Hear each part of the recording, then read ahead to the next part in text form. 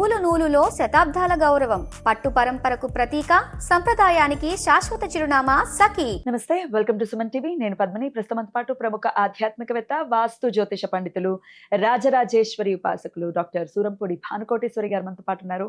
మాట్లాడదాం. మేడం నమస్తే. మేడం జై శ్రీరామ్. శ్రీమాత్రే నమః. శ్రీ గురుభ్యో నమః. వైశాఖ మాసంలో ప్రతి తిథికి కూడా చాలా చాలా విశేషం ఉంది అని చెప్పడంలో ఎటువంటి అతిశక్తి లేదు. వైశాఖ శుద్ధ సప్తమి గంగా సప్తమిగా జరుపుకునేటటువంటి రోజు. ఈ రోజుకున్నటువంటి విశేషత ఏంటి? అలాగే ఆ రోజు వచ్చే నక్షత్రం కూడా చాలా విశేషం అని మీరు నాకు చెప్పడం జరిగింది. ఏ నక్షత్రం వస్తోంది, ఎట్లా మేము అందరం వినియోగించుకోవచ్చు ఈ రోజుని, ఒక్కసారి మీ ద్వారానండి. రైట్ పద్మని. ఆ రోజు నక్షత్రం పునర్వస నక్షత్రము. గంగా అమ్మవారి గంగావతారణ రోజు కూడా ఈ రోజే జరిగింది. అందువల్ల మనం గంగా అమ్మవారిని ప్రతిరోజు కూడా లేస్తూనే గంగా గంగా అని స్మరించుకోవడం 3 సార్లు.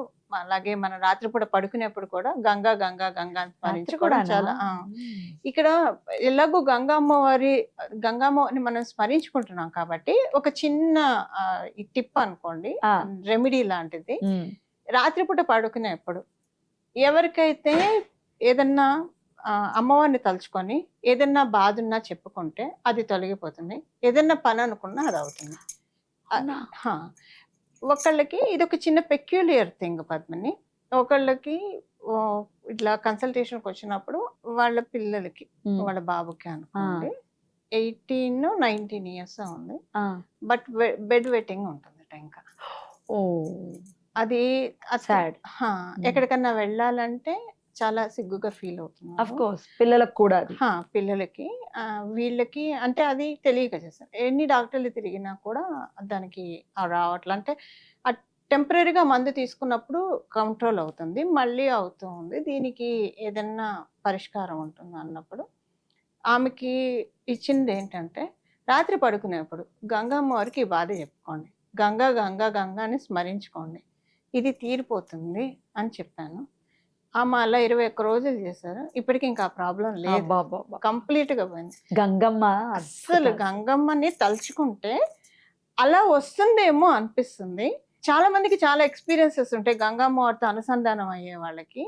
ఒక రోజు అంటే ఒక 3 ఇయర్స్ బాగా ఒక రోజు మామూలుగా ఇంట్లో కూర్చొని శివయ్యకు పూజ చేస్తున్నప్పుడు శివయ్య జటాజుటంలో ఉన్న గంగమ్మని చూసి, ప్రయాగ్రాజ్లో గంగా ఉంటుంది, కాశీలో గంగా ఉంటుంది, హరిద్వార్లో గంగా ఉంటుంది, ఇంట్లో కూడా గంగా జలం ఉంటే బాగుంటుంది కదా, రోజు స్నానం చేసే నీళ్ళలో కనీసం ఒక డ్రాప్ వేసుకొని చేయొచ్చు, ఒక 3 డ్రాప్స్ వేసుకొని అని అనుకున్నా. ఆ రోజే అనుకోకుండా నాకు ఒక బాటిల్ గంగా జలం వచ్చింది.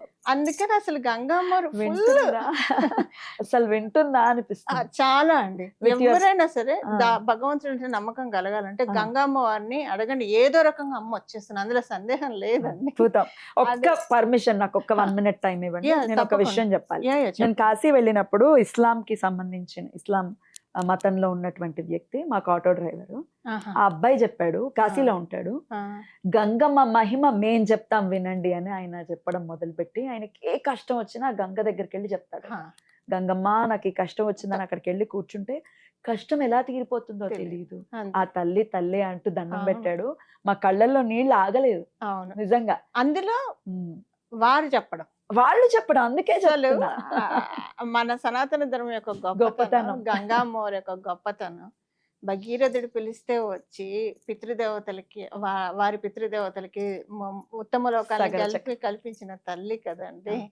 అసలు గంగమ్మ మహత్యం చెప్పుకోవాలంటే అంతా ఇంత అని కాదు, ఎన్నో ఎక్స్పీరియన్సెస్ ఉన్నాయి పద్మిని. గంగమ్మ వారు అని తలుచుకుంటే చాలు మనసు చాలా సంతోషంగా అనిపిస్తుంది. అక్కడికి వెళ్తేనే ఆ పాజిటివ్ ఆరా తెలిసిపోతుంది. కాశీ వెళ్ళి అక్కడ గంగా ఒడ్డున కూర్చుంటే, ఇప్పటికీ మనకి కాశీఖండంలో, స్కాంద పురాణంలో కాశీఖండంలో ఉన్న విషయం ఏంటంటే, ఇప్పటికీ ఆ సమయంలో గంగా నది ఒడ్డున కూర్చొని రాత్రిపూట గనక మనం కూర్చోగలిగితే, మనలో గనక ఉపాసనా బలం బాగా ఉంటే గనక అర్ధరాత్రి పూట అశ్వత్థామ అక్కడికి వచ్చి స్నానం చేసి జపం చేసుకునేది కూడా వీక్షించగలుగుతాం. ప్రతిరోజు ఆయన వస్తాడు అక్కడికి. ఆయన చిరంజీవి కదా, సప్త చిరంజీవుల్లో ఒక్కడు కదా. ఆయన వచ్చి స్నానం చేసి జపం చేసుకోవడం, అది ఉపాసన బలం ఉన్న వాళ్ళకి కనిపిస్తుంది. కానీ అంత ఓపిక మనకు ఉండాలి. నదీ పరిక్రమ చేస్తారు చాలా మంది. అసలు గంగమ్మ వారు అని మన గంగా తల్లిని మనం తలుచుకుంటే చాలు, వెంటనే మనకి దేవుడు అంటే నమ్మకం లేని వాళ్ళకి కూడా ఇలాంటి గాడ్స్ అంటే వెంటనే పిలిస్తే పలికే దైవాలు అంటారు చూసారా, అందులో నిస్సందేహంగా గంగా అమ్మవారు. ఇప్పుడు చెప్తున్నా కూడా నాకు కాశీ మణికర్ణిక ఘట్టంలో స్నానం, సంకల్ప స్నానం చేస్తున్నా కూడా అక్కడ ఉన్న ఫీలింగ్ వచ్చేసింది. చాలా. అందులో హరిద్వార్ లో మనకి బద్రీనాథ్ లో గంగమ్మ ఉంటుంది, అక్కడే కదా అమ్మవారు అందము కనులారా చూడాలి అసలు. ఎంత పరవళ్ళు తొక్కుతుంది గంగమ్మ అనేది అక్కడ చూడొచ్చు. కానీ ఫెరోసియస్ గా కూడా చాలా ఎంత వాస్ట్ గా వెళ్తుందంటే అక్కడ మొదలుకొని హరిద్వార్ లో కదా మొదట భూమిని తాకేది, అక్కడ కూడా చాలా వేగంగా. ఇంకా కాశీకి వచ్చేప్పటికి గంగా అమ్మవారు చాలా ప్రశాంతంగా హాయిగా ఉంటుంది. అడగండి ఏం కావాలో, నేను ఉన్నాను కదా, ఎందుకు భయపడతారు, మేమునా అన్నట్టు అనిపిస్తుంది అమ్మవారు. అక్కడ గంగా అమ్మవారు, నర్మదా నది, అన్ని నదిమ తల్లులు చాలా ఇది. కానీ వెంటనే ఆరాతో కనెక్ట్ అయిందంటే ఈ ఇద్దరు తల్లులతో అసలు అన్కంపాటబుల్ ఎక్స్పీరియన్సెస్ ఉన్నాయి. ఇప్పటికీ అమ్మవారిని తలుచుకుంటూ ఉంటే చాలా మనసు ఉప్పొంగిపోతుంది. అద్భుతం అద్భుతం. అలా ఖచ్చితంగా ప్రతి ఒక్కరు అట్లీస్ట్ సంవత్సరానికి ఒక పర్యాయమో 2 పర్యాయాలో ఒకసారి దండం పెట్టుకోవడం, ఒకసారి తలుచుకోవడం లాంటివి చెయ్యాలి. యాక్చువల్ గా మీరు అన్నట్టుగా ప్రతిరోజు కూడా తలుచుకోవాలి. అలా కృతజ్ఞతని ఖచ్చితంగా ఆవిష్కరించాల్సినటువంటి రోజు ఈ గంగా సప్తమి. మరి ఏం చేయమంటారు మామ? ఈ రోజు నుంచి మొదలుకొని ప్రతిరోజు రాత్రి పడుకునేప్పుడు గంగామ్మవారిని స్మరించుకోవడం. అయితే గంగామ్మవారిని శివుడి సహితంగా స్మరించుకోవడం. కుదిరితే ఇప్పుడు మనం తెలుసుకునే శ్లోకం ఒకటి జపించుకుంటే శివకేశవులు ఇద్దరిని స్మరించుకున్న పుణ్యఫలం కూడా మనకి దక్కుతుంది. పొద్దున్నే స్నానం చేసిన వెంటనే ఈ శ్లోకం జపించుకోవచ్చు. నైట్ పడుకునే ముందు గంగా గంగా గంగా అని జపించుకోవచ్చు. శ్లోకం నేను 3 times చెప్తాను. చెప్పండి.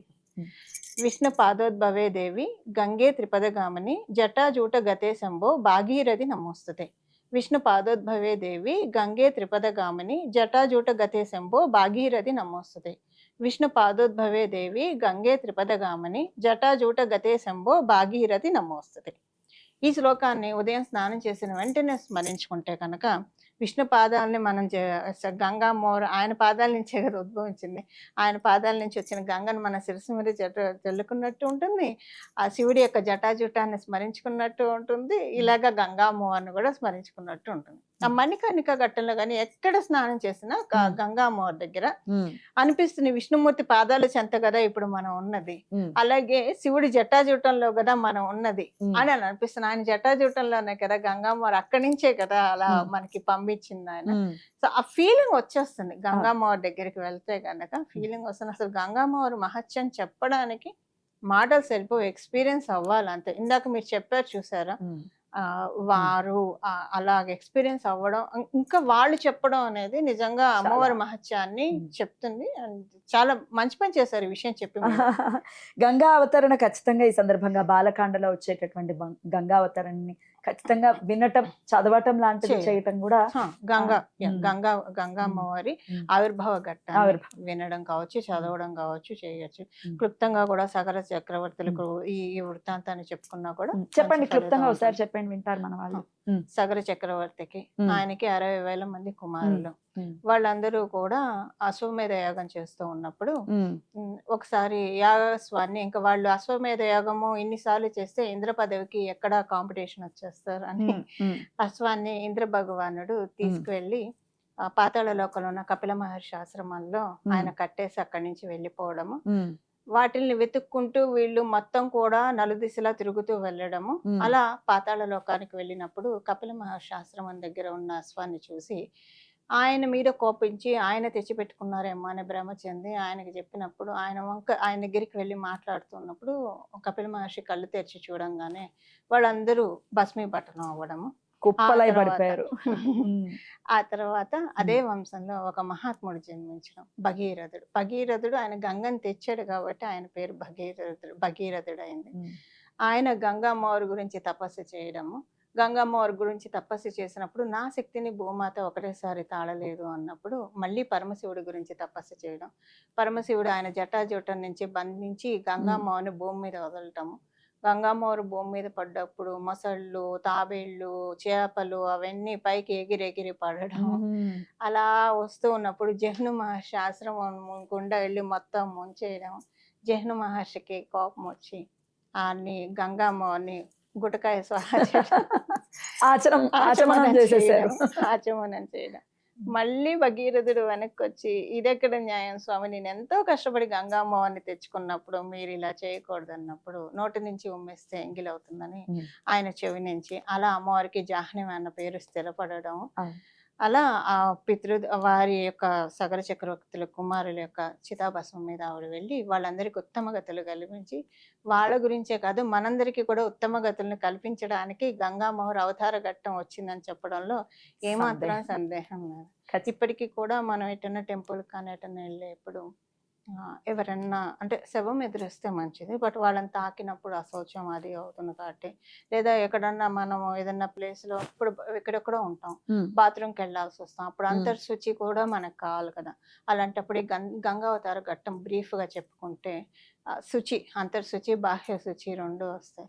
అందుకే మనకి పుండరీకాక్షుని స్మరించుకోమని చెప్తారు. మనకి శ్లోకమే ఉంది కదా, అపవిత్ర పవిత్రోవా సర్వావస్థగతోపివా యస్మరేత్ పుండరీకాక్ష సబాహ్యంతర శుచి. బాహ్యము శుచి అవుతుంది, అంతరము శుచి అవుతుంది. అలా పుండరీకాక్షుని స్మరించుకున్న, గంగామ్మని స్మరించుకున్న నెగిటివ్ థాట్స్ నుంచి మనని మనం పరిరక్షించుకోవడానికి చక్కటి అవకాశాలు ఉంటాయి. అద్భుతం అండి. గంగా అవతరణ చెప్తూ ఉంటేనే పులకరించిపోతుంది మనసు ఖచ్చితంగా.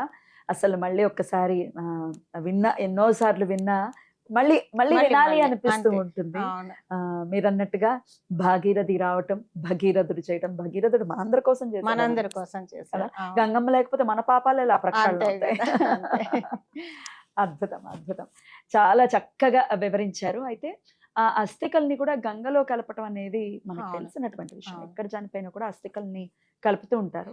మోక్షం వస్తుందని అనుకోవచ్చా గంగలో కలిపి? ఖచ్చితంగా వస్తుంది కదా. ఇంకా గంగమ్మవారి దగ్గర జన్మరాహిత్యం అంతే. ఇంకా ఎందుకని కారణం ఏంటంటే పద్మిని, ఆవిడ వచ్చింది, ఆవిడ గోలోకంలో ఉన్న గంగమ్మవారు భూలోకానికి వచ్చారు, విష్ణు పాదాల నుంచి వచ్చారు, అలాగే శివుడి జటాజుట నుంచి వచ్చారు. మనకు అందుకే కదా కాశీలో ముక్తి మరణం కావాలి ఇవన్నీ కూడా మాక్సిమం కాశీలో వెళ్ళే కలుపుతారు.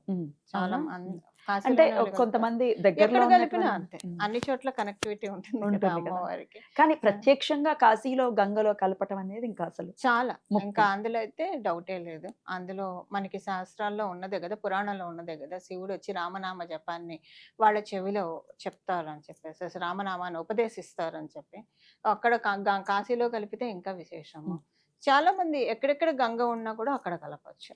అద్భుతం, చాలా చక్కగా వివరించారు. దానికి కారణం ఏంటంటే మనకి గంగావతరణ ఘట్టంలోనే ఉంది కదా, సగరల కోసమే కదా అమ్మ వచ్చింది, మరి వాళ్ళకి మరి ముక్తి కలిగింది కదా. సో అలాంటిది అంటే నేను అనేది ఎక్కడ చనిపోయినా 11 రోజుల్లో కలపటం ఉంటుంది కదా, ఎప్పుడు కలపాలో అది నేను అడిగింది. అలా కూడా ముక్తిని ప్రసాదిస్తారు.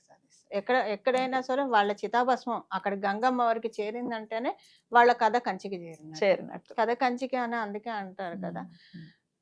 మనం ఇంటికి అని కూడా యాడ్ చేస్తారు. అంటే ఈ దేహాన్ని ధరించిన ఈ జీవుడు కదా కంచి అమ్మవారి దగ్గరికి చేరాలి. అద్భుతం. అది చెప్పలేక తల్లి మనం ఇంటికి పోదాం పదండి. అద్భుతం, చాలా చక్కగా వివరించారండి అమ్మ గురించి. ఈ రోజు వినటం ఖచ్చితంగా సుకృతంగా భావిస్తూ కృతజ్ఞతలండి. నమస్కారం. మంగళం. నమో భగవతే వాసుదేవాయ. జై శ్రీరామ్. జై శ్రీరామ్. జై శ్రీరామ్.